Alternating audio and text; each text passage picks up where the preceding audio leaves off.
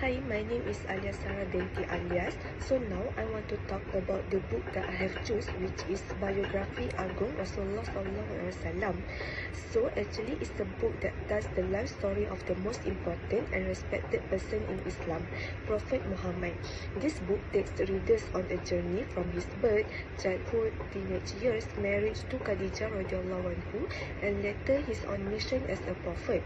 One of the most touching part of the book is how the prophet faced many difficulties and passion and strong faith. He faced insulted, rejected and hurt by his own people in Mecca, yet he never gave up. The story of his migration to Medina is also very important because it changed the history of Islam. The book is not only about history, it also teaches good values such as honesty, kindness, passion, forgiveness, and strong faith in Allah. It shows how the Prophet was a loving husband, a caring father, a wise leader, and a kind of friend. His character is a perfect example for everyone. The book is not only about history, it teaches good values such as honesty. This book can have a strong impact on readers. It helps people understand the struggle of the Prophet and increase the love and respect for him. It also inspires readers to improve their character and follow his teaching in daily life. This biography is important for every Muslim to read. In conclusion, if you want to learn more about life, struggle and beautiful character of Prophet Muhammad, you should get the book about biography Agung Rasulullah SAW. That's all from me.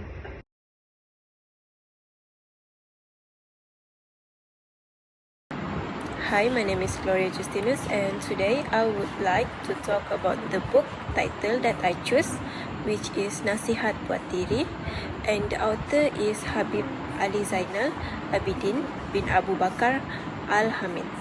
The book Nasihat Buat Diri is a meaningful and inspiring work that focuses on self-reflection and personal improvement. As suggested by its title, the book encourages readers to look at themselves first, to correct their own weaknesses before judging others. The author writes in a gentle, simple and heartfelt style that is easy to understand for readers of all ages. The content of this book mainly discusses the relationship between human beings and God, the importance of sincerity, patience during hardships, gratitude, and maintaining good character in daily life. The advice given is practical and closely related to real-life situations, making it easy for readers to connect the messages to their own experience. The book is not heavy with complicated terms. Instead, it presents short reflections that are calm yet powerful. One of the most interesting aspects of this book is how personal it feels. Readers often feel as if the author is speaking directly to them. The words are touching and emotional, especially for those who are facing stress, life challenges, or spiritual struggles. It reminds readers to purify their intentions and strengthen their faith. The impact of this book on readers is very positive. It inspires inner change and encourages self-improvement. It is not just a book to read once, but a book to reflect on repeatedly. Many readers find peace, motivation, and spiritual comfort after reading it. In conclusion, Nasihat Buat Diri is highly recommended for anyone who wants to improve themselves and find inner peace.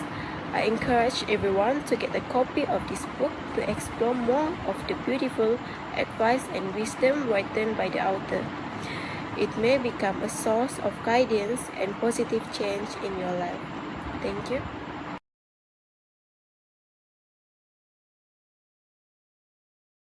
Hello, my name is Gloria Lisa. Today I would like to share about a motivational book titled Tumpangkan Aku Dunia.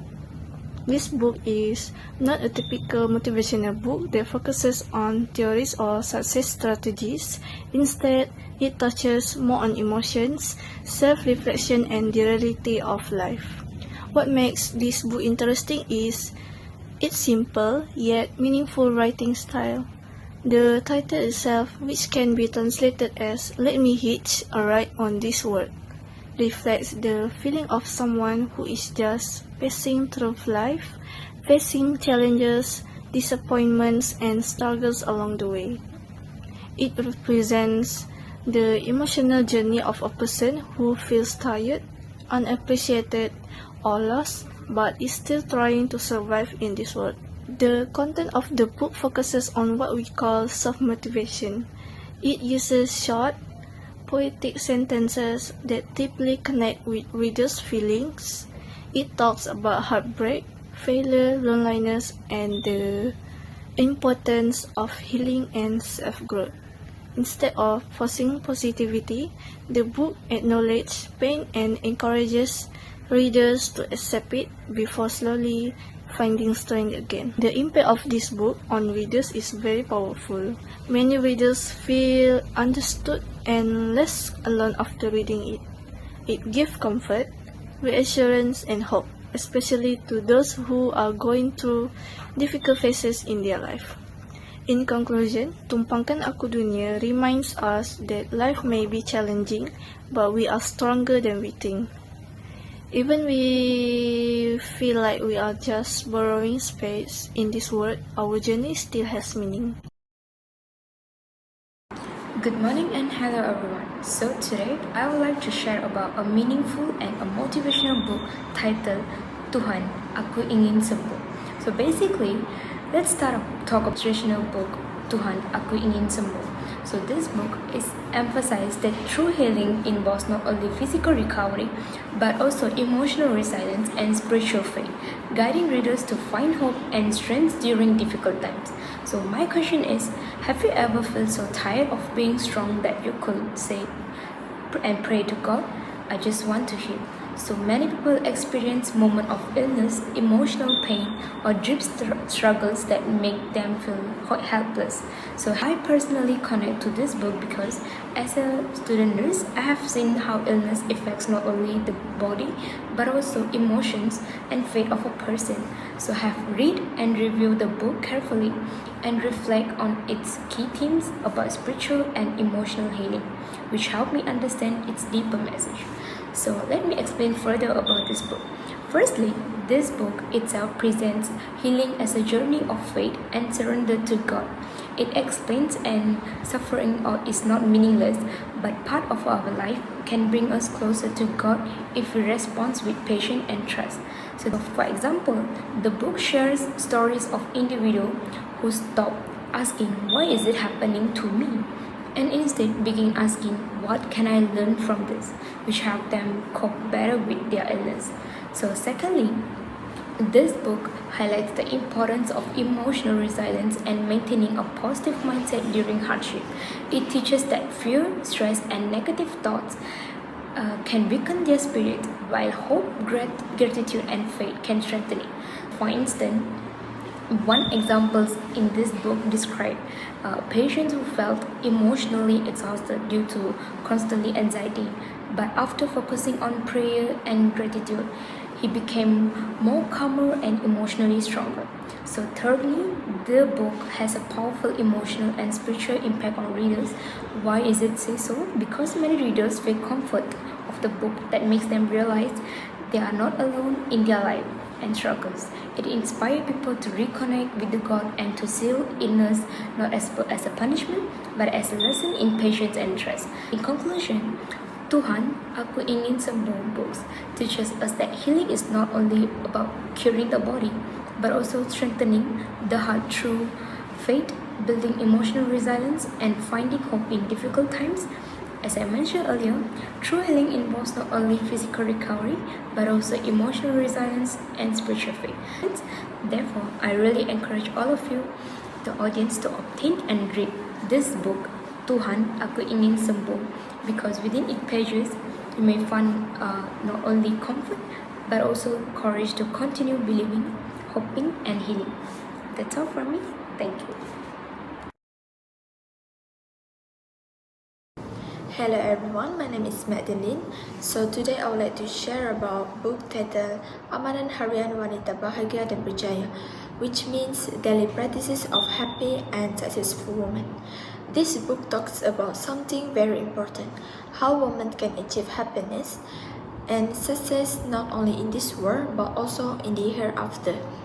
But here the interesting part, it doesn't talk about big, complicated changes. Instead, it focuses on small daily habits. Yes, small habits, done consistently. It talks about how daily habits shape our happiness and success.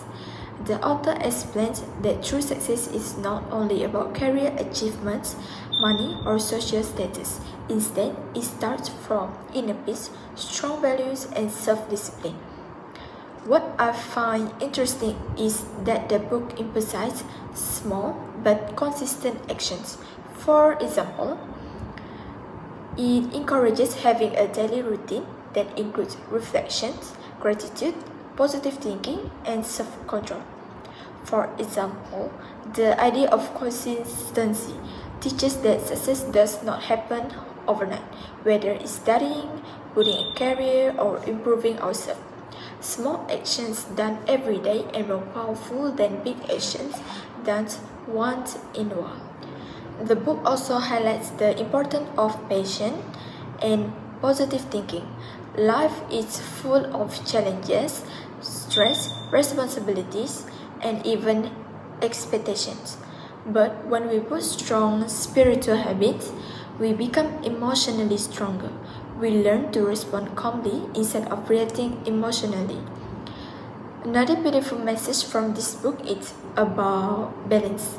As women, we often juggle many roles: daughter, wife, mother, employee, or as a leader also.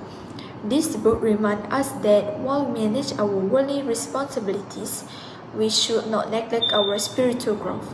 What made this book special is that it is practical. It doesn't just give theory, it gives guidance on how to organize daily routines, how to stay disciplined, and how to build positive habits step by step. So, who should read this book? Any woman who wants to be more peace in their heart, better self-discipline, to have a stronger faith, a balanced and meaningful life. In conclusion, Amalan Harian Wanita Bahagia dan Berjaya teaches us that happiness and success are not about chasing everything at once. They become from small, consistent good deeds and done sincerely every day. That is all from me. Thank you. Hello everyone, my name is FELICIA, ANAK dan FELIX. Today, I would like to present generally about a motivation book with a title Nota Jutawan, Nota Motivasi by Irfan Khairi. There are 3 messages from this book, with the main idea where success begins with the right mindset and is strengthened with clear and confident communication. First, mindset shape communication. When we think positively, believe in ourselves, we speak more confidently, and others are more likely to trust our message. Second, clarity is more important than complexity. The author used simple languages to show the effective communication should be easy to understand, not confusing. Third, communication builds confidence and creates opportunities. The more we practice expressing our ideas, the more confident we become, and this can open doors to opportunities in both academic and professional life. In conclusion, success is not about intelligence, but about having the right mindset and communicating clearly and confidently. That's all for me. Thank you.